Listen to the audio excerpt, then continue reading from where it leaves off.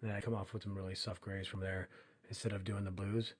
But since we're doing this monochromatic, I'm just introducing a little bit of a lighter black, and then we're gonna get back into that 30% that we're leaving open. As you can see, it's kind of fuzzy with that blue concentrate. Like here we go right now, and it's really gonna tie in that black with the blue. Sometimes I even make a small pass over the blue, over the black with the concentrate, just to tie it a little bit more. But you can see it, we're already getting a really smooth blend just off that first pass with the concentrate.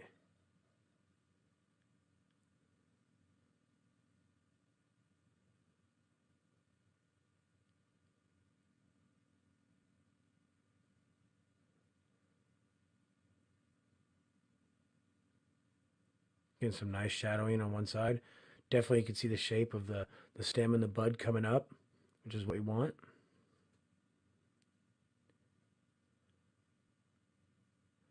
Now we're introducing a lighter blue right off that 30%.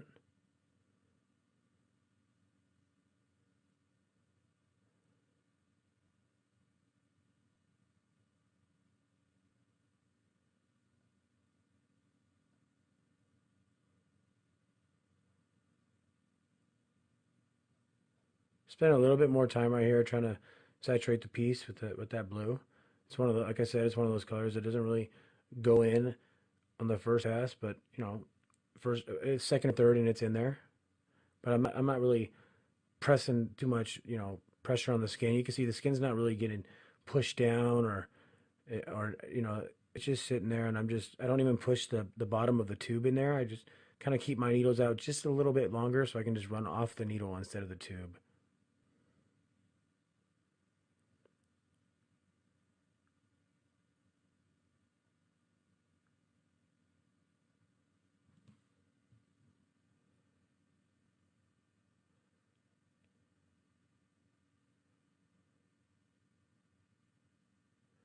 Got to get back in there and give it a little bit more blue right off the blend off the black.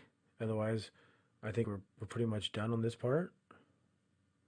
When it seals up, you're definitely gonna be able to see the blue a lot more. But it's just like anything else. As you're tattooing, the skin turns red, and so red and blue makes purple, and it's gonna be a little harder to see. A lot of times when you're doing yellow on a tattoo, if they bleed, you'll see the yellow for maybe, I don't know, 5 or 6 seconds, and then it'll go orange or reddish because it's the blood and everything's overpowering the really light valued tones. Same with the seafoam green and a lot of like the lime greens and things like that. And I've seen a lot of people damage the skin by thinking it's not in there, but that's what I'm trying to tell you about that 5 or 10 minute rule. Give it a couple minutes, and work on to the next area. Don't let it bug you. Just move on. And if you feel 5 or 10 minutes later when you look that it needs another pass, then do it. But it might not. It might just you might look at it and say, "Oh, good. I'm glad I didn't make another pass." And the less passes, the more vibrant the color is going to heal, and that's ultimately what you're looking for.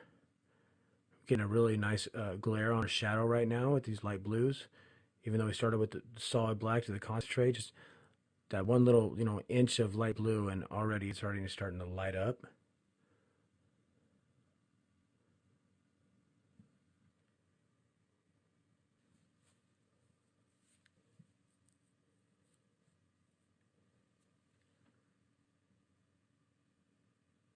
Just kind of tapering the blue off into nothing now.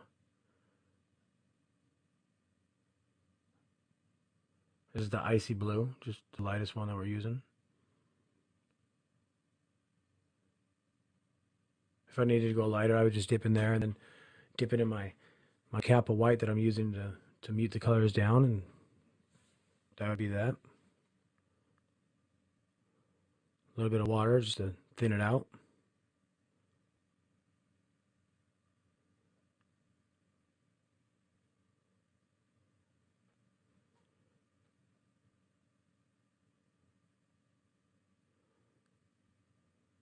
Just a little bit of blue concentrate with the. You can see how I just dabbed into the blue concentrate and then got a little bit of that medium blue too, just to give it a nice deeper blue tone without being as dark as the concentrate.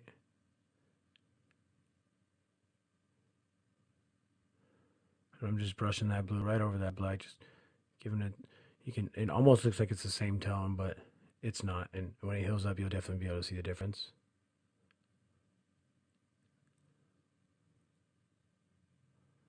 Some mid blue right there. Just give it the highlight. That looks really nice.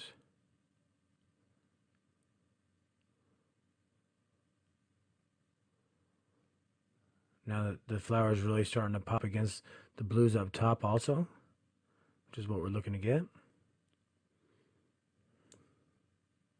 Still covering it up so we don't mud up our flower. You're probably thinking, well, how come you didn't just start with all the blue in the background and then get to the flower? Well, because there's going to be a lot of white in this face. There's a really bright light source coming from the left.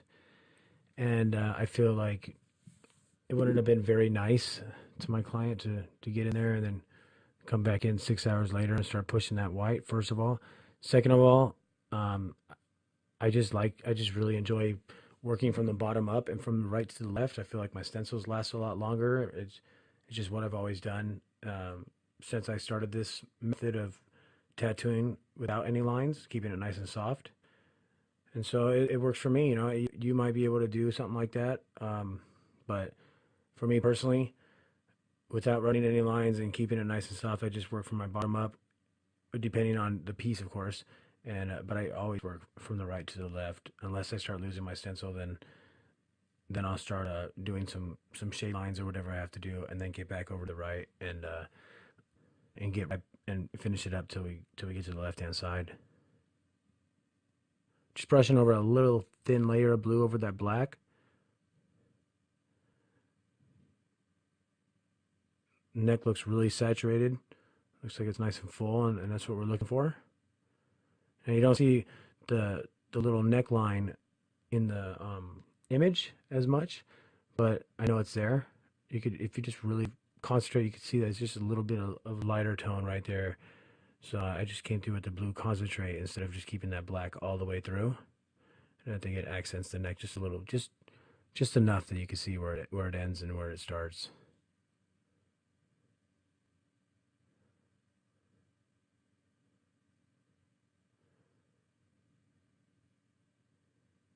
Building up a little bit of, a little bit of flow right here on the background. Don't want to just end with, the neck right there. I want to keep this thing looking like an artsy piece. Introducing a little bit of our mid blue. I'm not going to take the blue too far up because, the girl's face is going to be blue too. So a lot of the background is not going to be blue. Like I said, I'm going to introduce some of those pinks. Something just really faint and soft, but still we're just gonna add a little bit more right here, and then get back on the face, and that'll be it for the blue for the background right here.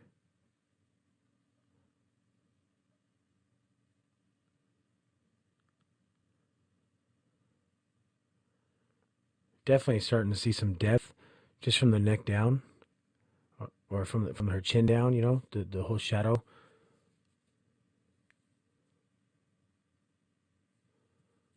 I'm gonna come through and hit this bud real quick before we get any further, and just magging these in with my 11 right now.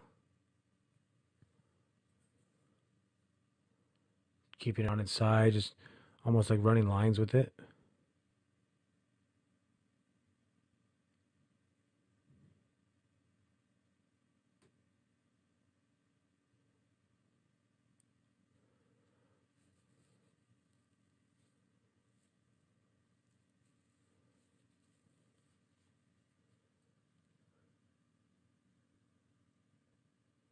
Still using the black, just kind of building that back shadow where the light wouldn't be falling.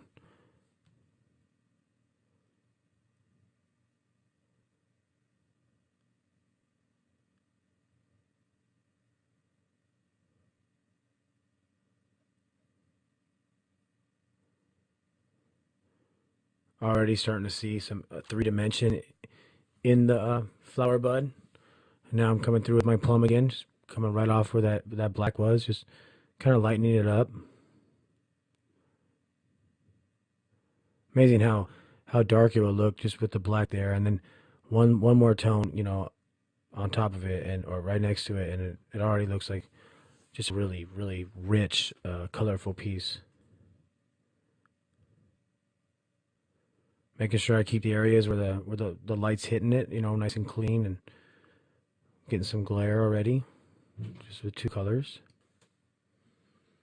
Coming through with some of that burnt orange now, just right off that plum. Want to keep this blood nice and bright, but we're not gonna bring too many colors into this. I don't want to. It's kind of in the background of the flower, so we'll just introduce like maybe five or six, and we'll just call it a day with that. A little bit of red,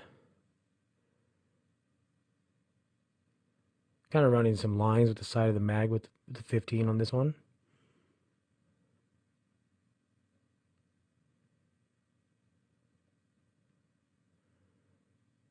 A little bit more plum just to give some depth on this one.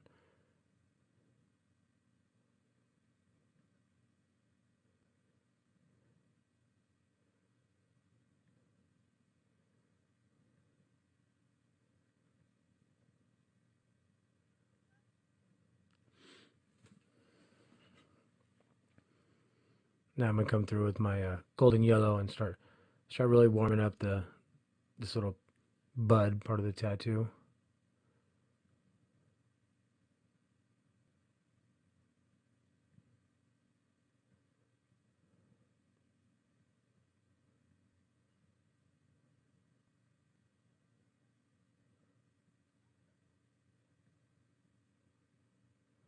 All right, so now we're gonna get back over to the neck right here and start introducing some of our lighter blues.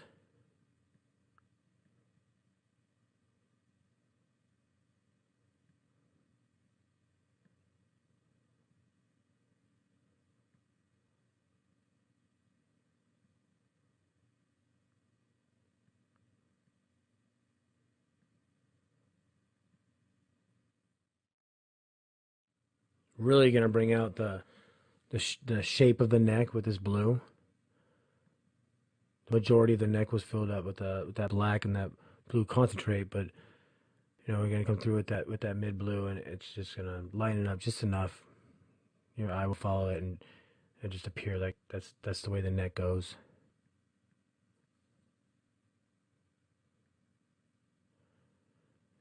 I'm start building up the shadows under the lip, the girl's face. I'm using the 9 mag right here, doing a lot of turning, getting some nice thin areas.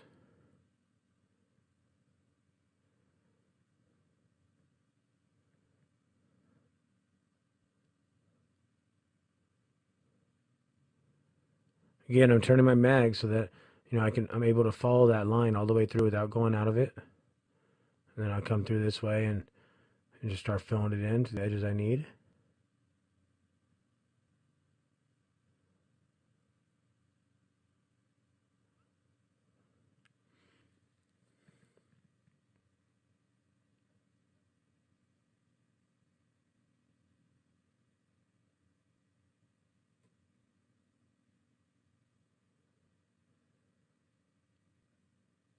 Back into the black.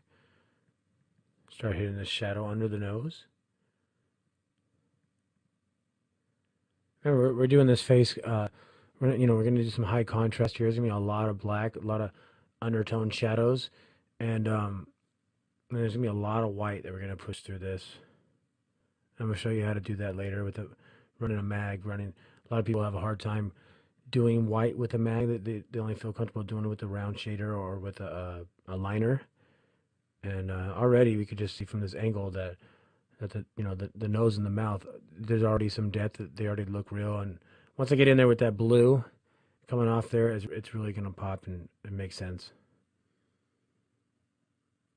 So I'm just get back over to this ear now with some straight black. Start building that up.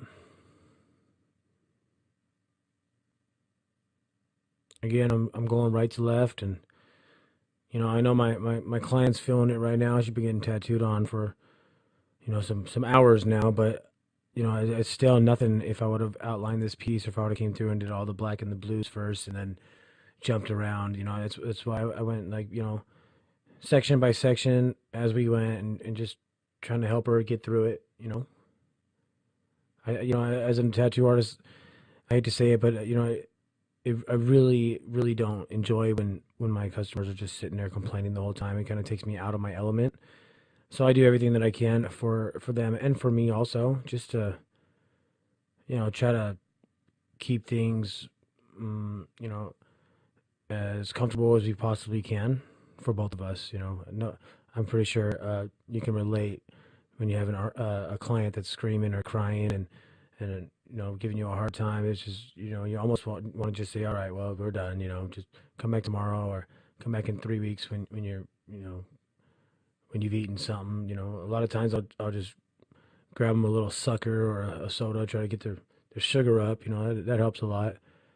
I've found that it's happened a couple times. When people they feel like they just can't take anymore, and I'll be like, all right, let's take five. Here's a buck. Go buy a Coke real quick and drink it, and here's a lollipop, and get back in there. And they're like, oh man, that really helped. Like, yeah, because as you're tattooing on somebody, their blood sugar does drop. They're bleeding. They're going through a little minor stage of shock. So you ever get to that point where you need to finish up, you got an hour left or something, and they just can't take it. Try that and see if that works. Also, you can always introduce some of that Bactine. It does remove the stencil, so I don't suggest doing it on areas that you do have the stencil on. But what I usually do is I'll spray it down, let it soak in for about 5 minutes, take it off, wipe it down, and it won't numb the area completely, but it will just take that edge. And when you're going for long periods of time, and any little sense of relief is going to be appreciated. So I'm just building up these blacks right here, getting the shadow of the hair on that side of the face, just really getting some high contrast on this face right here. A lot of black, and we're gonna get some mid tones coming off the cheek and stuff like that with the blues, and then a lot of whites. I really think this is gonna make this piece just so much more. It's gonna pop. Really excited about it. Been you know planning out this tattoo for about 2 months now, and changing little things here and there, and photoshopping flowers and stuff, and you know I feel like this is gonna be one of my best ever, which it excites me. So it keeps my motivation up. And like I was telling you earlier, like motivation take you a long ways in this industry, and anything else that you're doing. You can't go to work and just assume that you're God's gift to everybody. You got to stay motivated. You got to want this, and if you stay that way, and actually live and love what you're doing, then you're definitely going to see some growth, because you love it. It's your passion, and you're going to stay with it. If you don't, and you just show up to work for a paycheck, then you're going to continue doing flash off the walls, and not seeing any progress, and you don't have anybody to blame except yourself.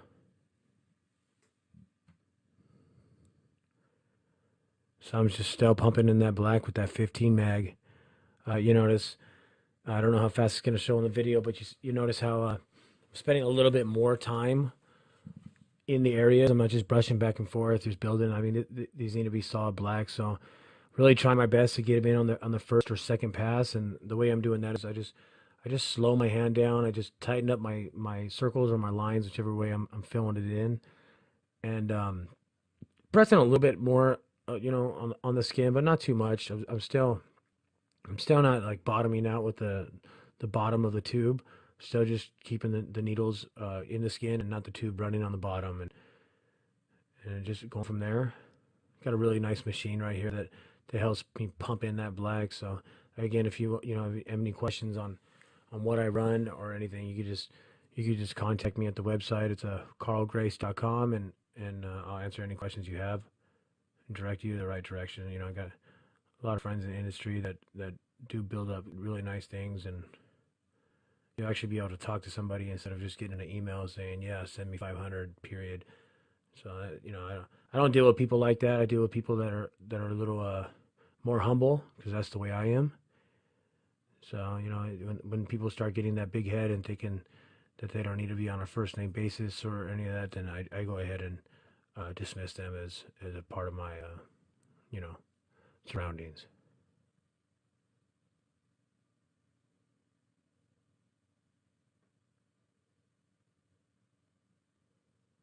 Just getting that one last pass of that black in there right there. Just really getting that nice shadow, that solid black coming through. Now we're going to get on this eyebrow. Switched over to the 9. And again, I'm just using it almost like a liner, just turning it as I go, just following it through. Don't want to spend too much time on it because I'm starting to lose my stencil on the eye. So I got the eyebrow in there. I could build on it later. Now I'm just going to start building the lines between the eye and the eyelid. Some of the eyelashes. Going to get a lot of deep shadows under the eye on this one too. Really feel that it adds so much more to the piece. So even when my references don't have that, if anytime that I can, I always try to add some shadowing to the piece. I think it just really helps. I'm doing this whole thing with the side of the mag. You see, I'm just turning it on its side, just kind of using it as a liner.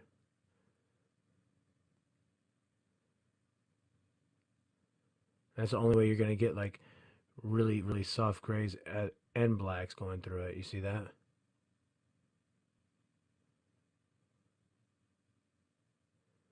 course, I'm going to get in here with the 5 after and tighten up whatever areas I need to, but for right now, this is sufficient so I don't lose my stencil.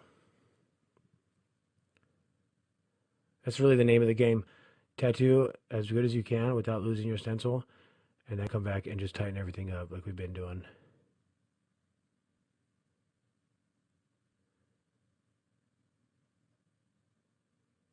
Just getting all the black in, then I'm going to come through and introduce the blue.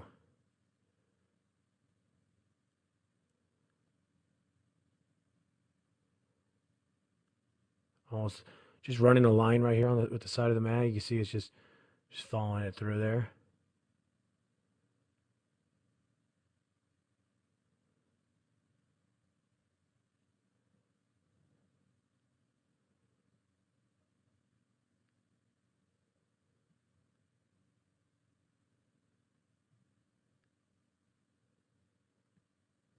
Not really spending too much time in the skin right here. Just kind of want to give it a little bit of the shadowing under, and then I can build up on it later.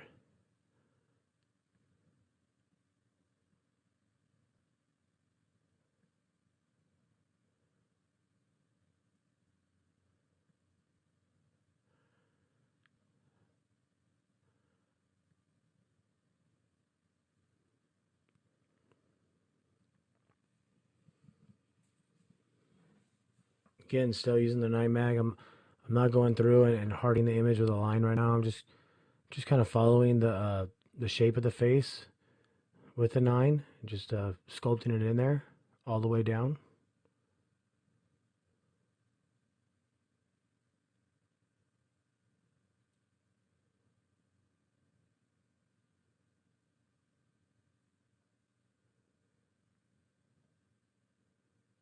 Let's wipe this down. So there's our foundation for the monochromatic of the face right here. You can definitely see where the light's hitting the face already.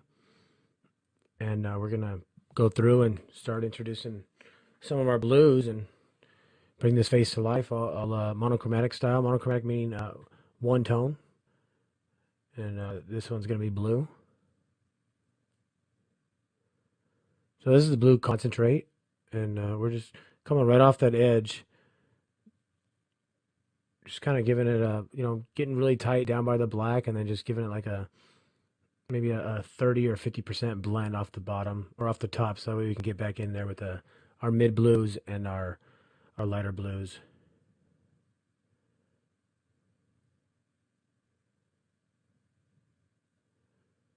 I know a lot of people that are scared to do color realistic pieces, including me for a long time, and I've found, I feel really comfortable doing monochromatic. I can do some of the colors going through the faces, not like some of the artists these days that you see that are just unbelievable.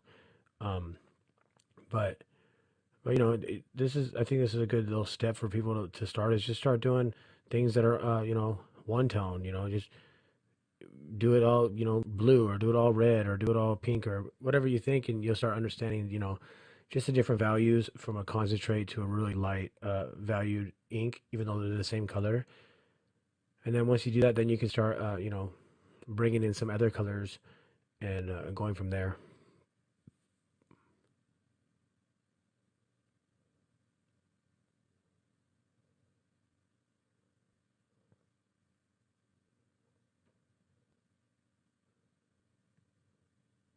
Start getting that blue right there in that crease by the eye socket, just under the eyebrow.